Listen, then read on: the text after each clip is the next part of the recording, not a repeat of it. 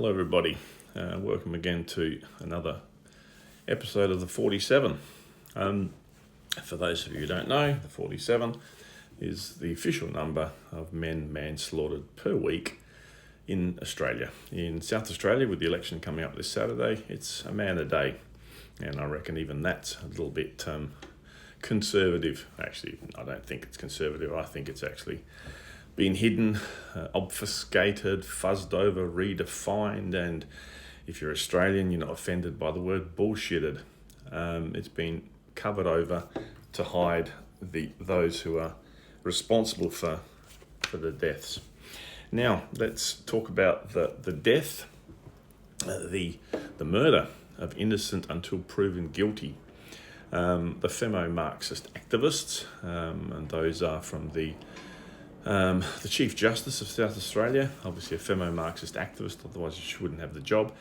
The DPP, the Attorney General's Department, most of SAPOL, that's why everybody's leaving, and that's a nationwide epidemic. Coppers are just sick of being used as pawns and being political activists and ignoring everything they believed in, particularly the ones who've been there for a while. I mean, look, in South Australia, like the rest of Australia, they've pretty much taken away any entry requirements. If you've got any sort of pulse, even a sporadic one, they'll take you. And if you're a woman, even better, because they need to do all their virtue signalling for being inclusive. Now, let's talk about the real inclusion in this world. When a bloke, and I've talked about this a lot because it happens a hell of a lot in South Australia, like the rest of Australia and all over the West, the US.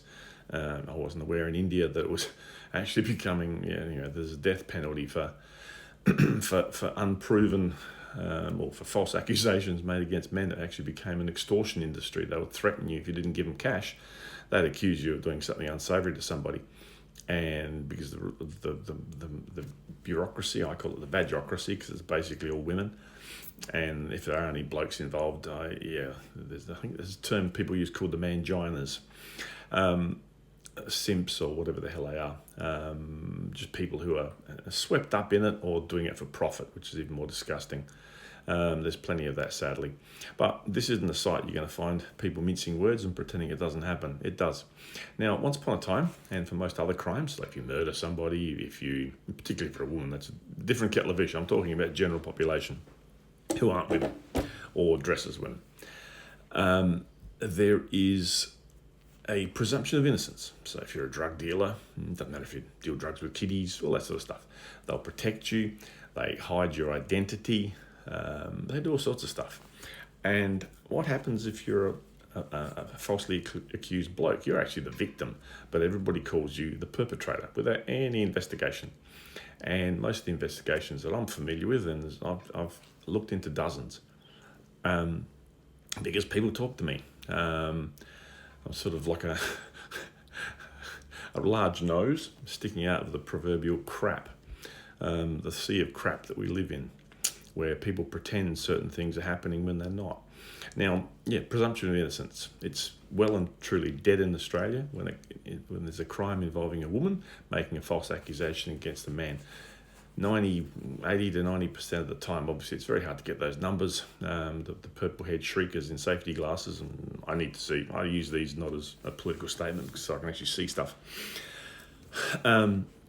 They basically take the accuser's, the actual perpetrator's words as unassailable truth, and then try building a case around that.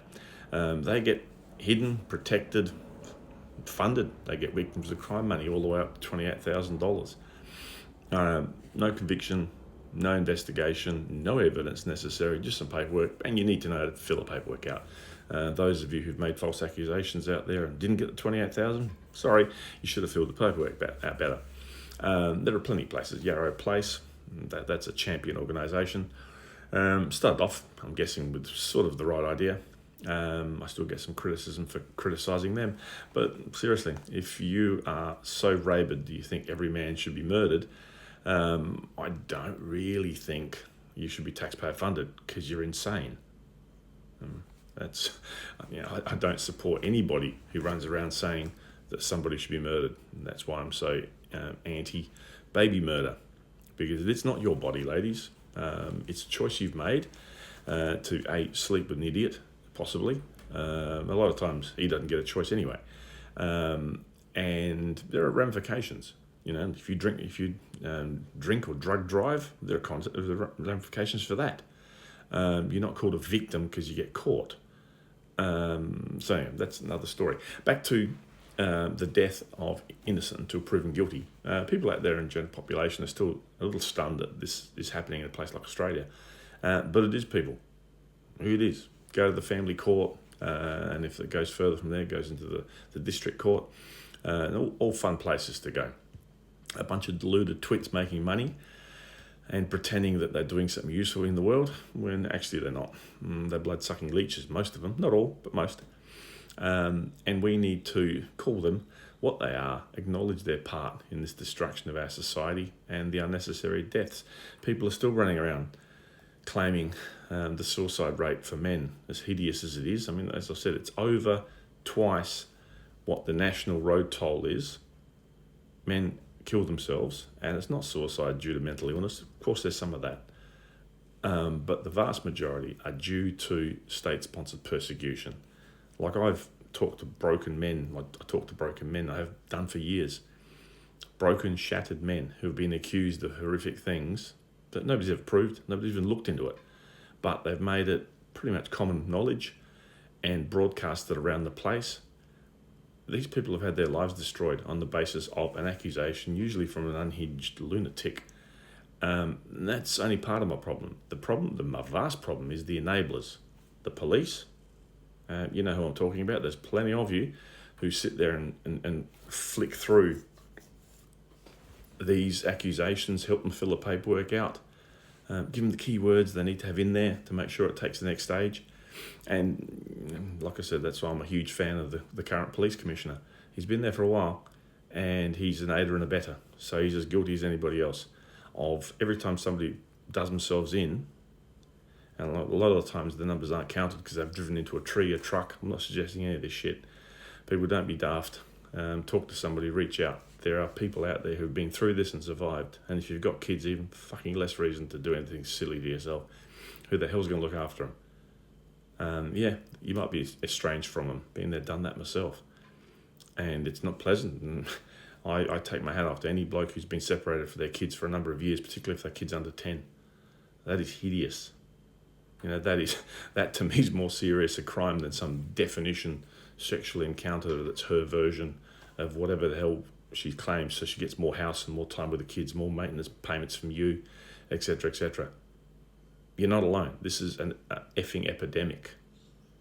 And, all the judges sitting in their bloody outfits on their tuffets up there pretending they're holier than thou.